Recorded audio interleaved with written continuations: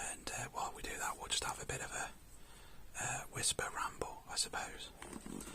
So the opening is on the bottom here. I always want to open it from the top, but that doesn't work. So we're gonna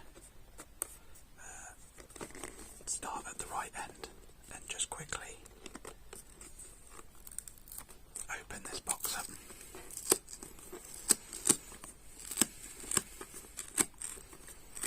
Try and not do it so loud. If we can even. Oh, sorry, that was a bit loud. And then I think, sorry about that.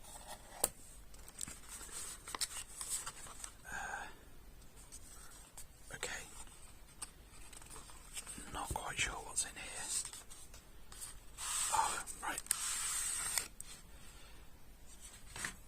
Not quite sure why they give you this little sleeve now, but it used to be that they just have these boxes made up.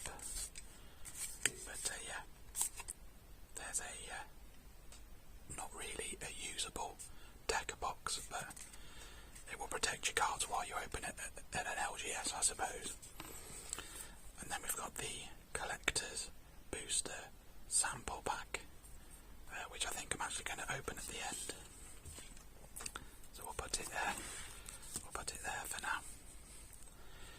And then there we go. Opens up on one side only, which is really weird. And then we've got a nice bit of recycling from Wizards there. And the actual deck of cards itself, with the usual fluff as well. So I won't be going through any of the cards. What I'm going to do is I've got some upgrades for the deck, so I'll put the upgrades in, and then do a deck tech for it. Once I've play tested it a couple of times as well. But these are the sleeves that I've gone for. I always try to use Dragon Shield. They're the best sleeves in my opinion. I've gone for some red sleeves this time, just to kind of contrast the blue and green in the deck. So let's get all these out, because they should be exactly 100, which is what you need for the commander deck. And let's try and find the easy open here, which they say is easy open, but then you can never find it. It's a lot easier if you find it. I am unfortunately in the wrong light to be able to find it easily, though. I'm having to tilt it to the side. I want to say it's there, but it's not. It's not lined up properly. It's meant to be one wrap around.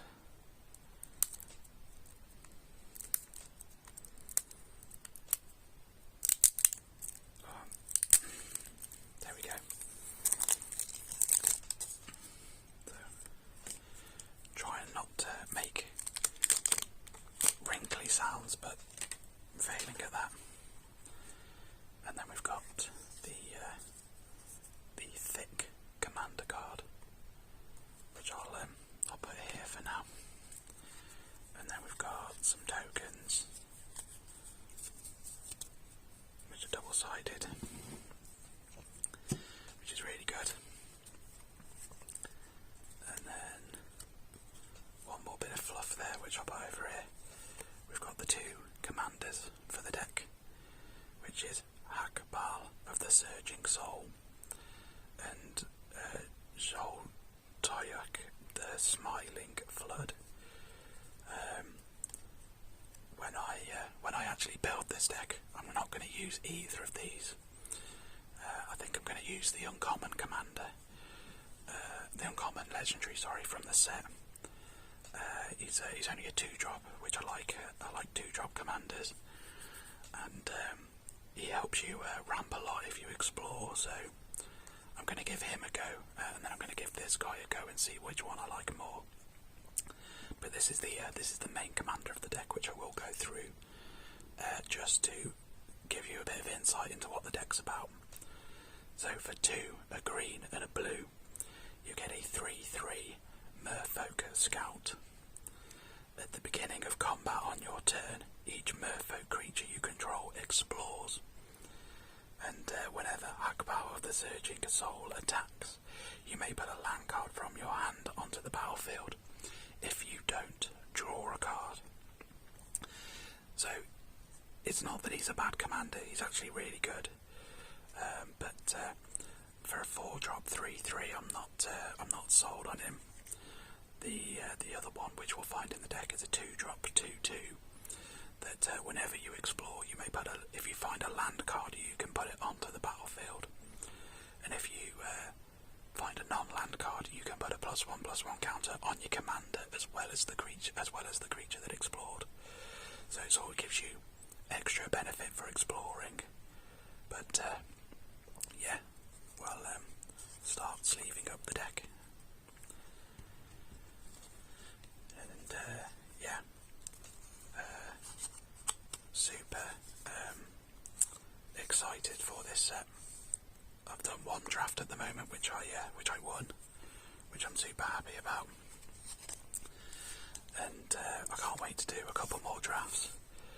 I'm really gutted that I couldn't go to pre-release for the set because I was busy with family. Because it turns out the set's really good. I plan to buy some more of this product. I've got the gift bundle for Christmas coming, but that doesn't get released until December. And I think I might buy another bundle as well, if I'm honest. It's just been super fun to open. I wasn't a huge fan of the original Ixalan release. I don't think it was a good set really, unless you were it was good that people finally got to build dinosaur commander decks, but apart from that, I didn't really see the appeal. But this time round, I'm really enjoying it. The original Ixalan was a very typal based set, so it was all about different types, and those types working together as one. Whereas this, although there is definitely a typal theme, the set is not based around it in any way, shape or form. So the draft format has a lot more going on than just, I'm going to draft a merfolk, or I'm going to draft vampires. There's a lot of different archetypes in it. I mean, I think the actual set has 10 different archetypes, which is good, and none of them are actually like a typal strategy. So, but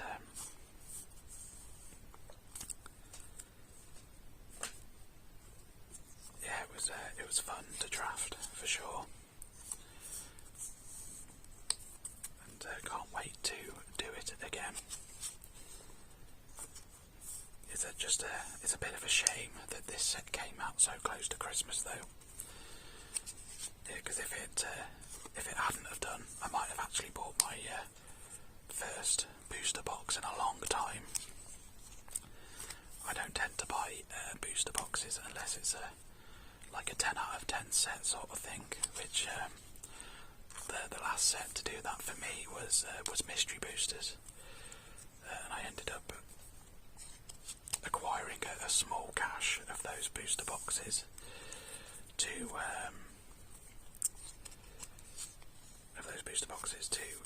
sort of stock, to keep to one side for the draft on a rainy day. And I've drafted one of them so far, so I had 4, and I'm now down to 3. And I keep convincing myself out of opening one on the channel. I think it's too good a product to just open in a video. I think it's got to be played with. This is the OG mystery boosters as well, not the convention edition. I did get some convention edition ones as well, but I actually just opened those because I wanted to use the test cards in a commander deck. So that was before my YouTube journey. That was, so otherwise I would have done it on camera. But I kind of regret not starting earlier and getting those on. But let me know in the comments if you want to see me open some sort of like a booster box, or it's something that I would like to do. It's just a bit expensive at the moment, especially when I don't make any money from this channel.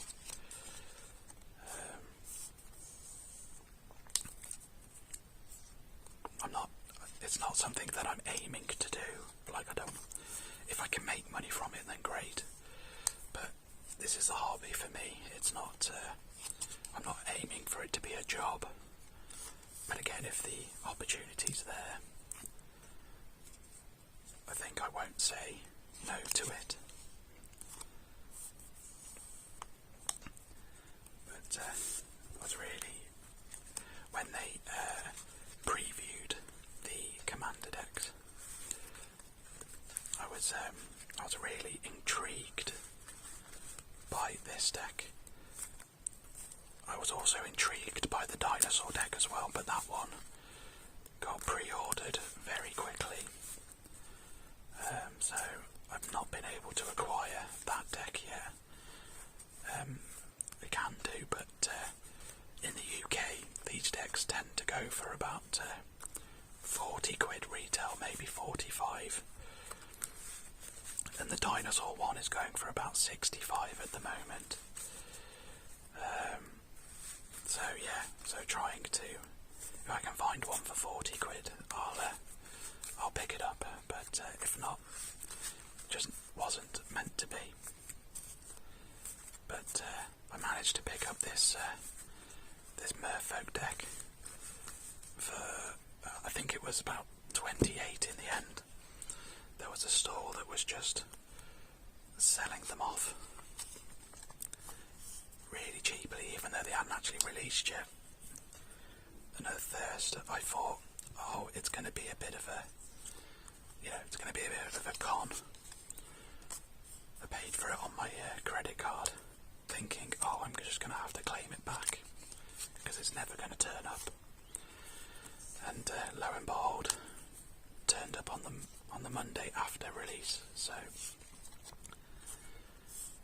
that's a nice surprise. But they were only doing they were doing the merfolk deck at 28. The pirate one was about 32, I think. Something like that. And then the vampire one was like 50. And I don't even think the vampire one's that good, if I'm honest. Sorry for those vampire fans, but I don't rate it at all. Just because it's got exquisite blood in it doesn't make it a good deck. And then the dinosaur one, they had it about 70 or even 80 maybe. Might have been like 78, something like that. Which is just crazy in my opinion. but I've tried to get it through like the regular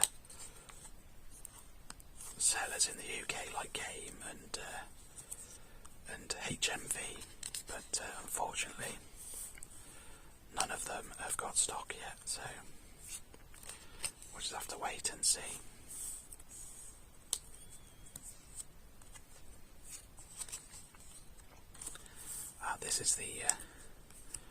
This is the commander that I'm thinking of running instead. So it's Nikanzil, current conductor, green and a blue for a 2-3 even, so it's already above ratio. A 2-3 merfolk scout. Whenever a creature you control explores a land card, you may put a land card from your hand onto the battlefield tapped. And whenever a creature you control explores a non-land card, put a +1/+1 counter on the Kanzel. So, yeah, I think because of its low CMC, and if you just stick a load of explore cards in this, he might be quite a good explosive commander. But we shall wait and see. I've got some upgrades coming, which I was kind of hoping they'd be here today, but they haven't shown up. So hopefully tomorrow, and then I'll build my version of the deck, and then I'll do a video about it for you.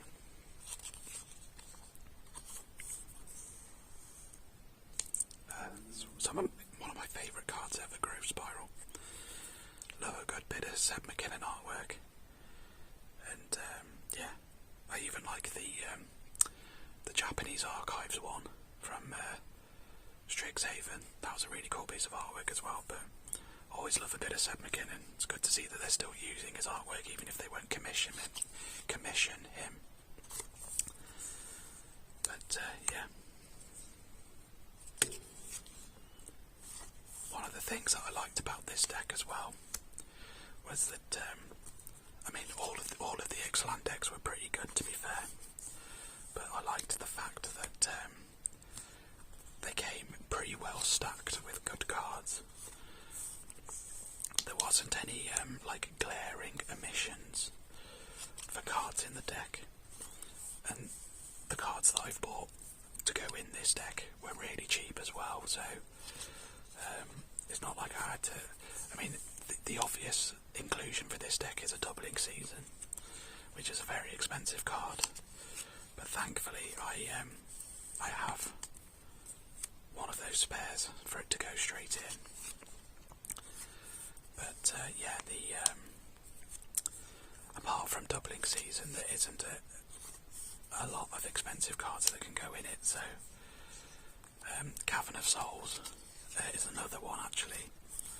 Having a Cavern of Souls in the deck is good, but luckily, you might have seen from my last video, I actually opened a Cavern of Souls from a prize pack from the draft that I won.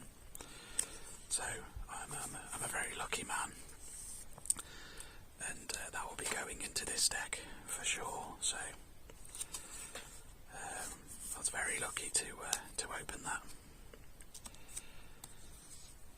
I've been very lucky with this set in general, to be honest. I've managed to hit the 2 rarest mythics in about 10 packs, so it's not bad going. But even the land base was pretty good with this deck, because it gave you all the typal lands, which was really nice to see. I think I'm going to stick an Ancient Ziggurat in this deck as well, because there's a lot of creatures.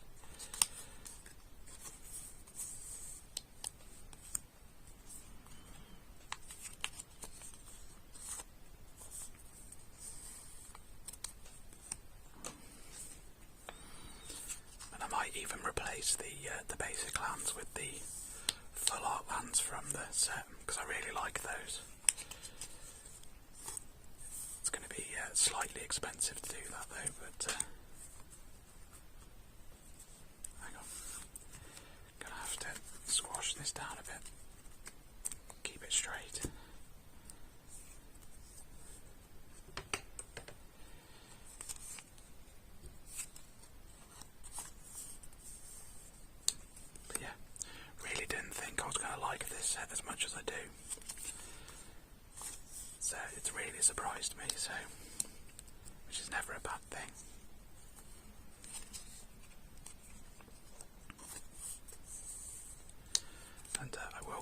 boxes at the end of the video as well, so if you wait till the end you'll see what I get inside. But we're just doing the basic lands now.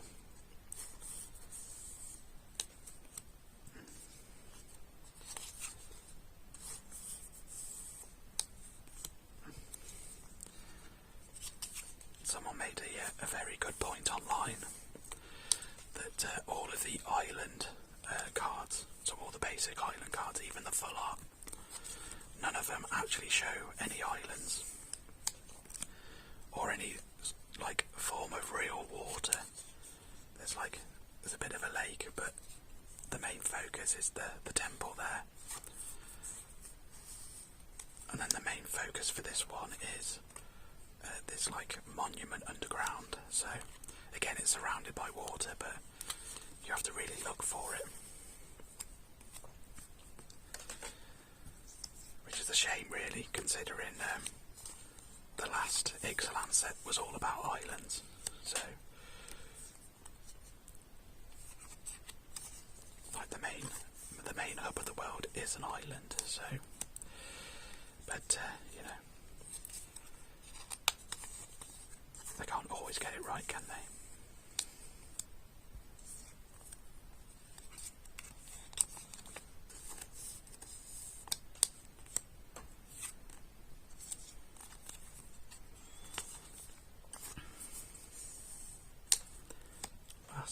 Last couple of basics to go.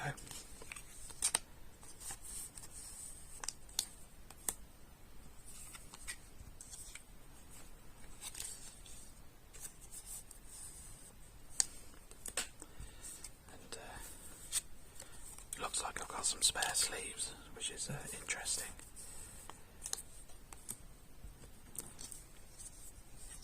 Because I don't normally get it. It's normally quite accurate, the dragon shield. I'll just quickly go through the tokens as well. So we've got a 1/1 flying bird, a 3/3 beast, a 3/3 frog lizard, a 2/2 boar, another 2/2 boar, because I think Curse of the Swine's in the deck, so you're going to get a few of the boars, if I'm honest. A map token, which I've not actually seen before.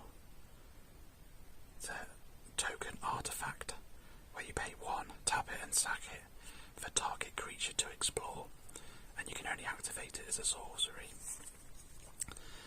A new type of copy token as well. Not seen that artwork before. And on the other side we've got a 1/1 merfolk with hexproof, and I imagine you're going to get quite a few of those as well. And then we've just got a regular 1/1 merfolk as well, because again you're going to need quite a few of those. Right, so let's do the... Oh, I'm struggling to pick that up. Let's do the collector booster sample. It's good that they put these in the commander decks. I am a fan. I hope they carry on doing it. It's nice to get something small to open, a little booster. But you should get 2 cards in here, which that's the back of a token by the looks of it. So yeah, let's do it this way. Oh, it's not even a token, it's an advert, blimey. Just give us a token, wizards. We've got a foil Akawali, the Seething Tower. I'm sort of interested in building this as a deck as well, if I'm honest. It's a 1 black, a green, 3/3 fungus. It has a descend 4. As long as there are 4 or more permanent cards in your graveyard, it gets +2/+2 and trample. And then it also has descend 8. As long as there are 8 or more permanent cards in your graveyard, it gets an additional +2/+2 and can't be blocked by more than 1 creature. So it could essentially be a 3-drop 7/7 with trample, which is quite interesting. And then this card is a Restless Prairie. Oh, nearly dropped it then. So it's a non-basic land. that enters tapped. It can tap for green or white, and for 2 green white it becomes a 3/3 green and white llama creature until end of turn. Is that the first llama in Magic the Gathering? When it attacks, other creatures you control get +1/+1 until end of turn. Okay, so that's interesting. I don't know if I like that or not. It's weird because it would sort of work in a white weenie deck, but it's got the green in it, so... But you do get like green and white weenies, I suppose. Might work in like an elf ball deck, maybe. Right, I've been Foamy ASMR. I want to thank you for watching this video. If you enjoyed it, please like and subscribe. It really helps the channel grow. And if you leave a comment below, I'll get back to you. I'll see you in the next video.